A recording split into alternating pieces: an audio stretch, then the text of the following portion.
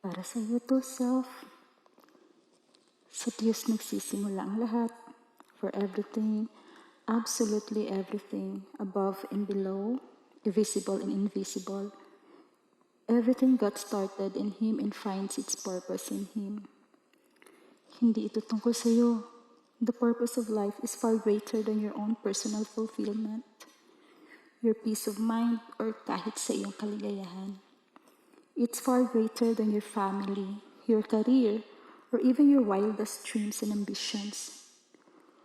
Kung gusto mong malaman kung bakit nandito ka sa mundong ito, kailangan mag-umpisa ka kay Lord. Pinanganak ka by His purpose and for His purpose. Ang paghahanap para sa layunin ng buhay ay naging palaisipan sa mga tao sa loob ng libo-libong taon. Iyon ay dahil karaniwang nagsisimula tayo sa maling umpisa, ang ating sarili.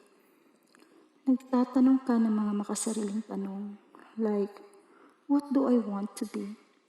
Ano ba ang dapat kong gawin sa aking buhay? What are my goals, my ambitions? Ano ba ang pangarap meron ako for my future? Ika nga, focusing on yourself will never reveal your life's purpose. Sabi nga ng Biblia, it is God who directs the lives of His creatures.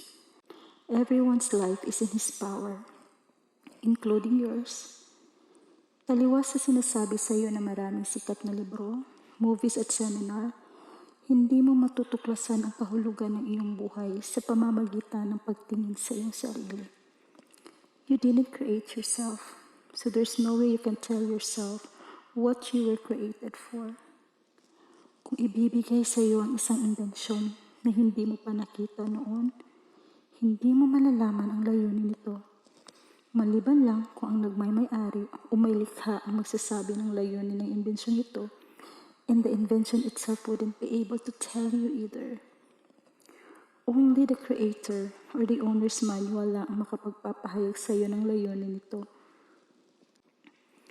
Lagi nating paalalahanan ang sarili natin na life is really about living for God, not myself. Everything got started in Him, finds its purpose in Him.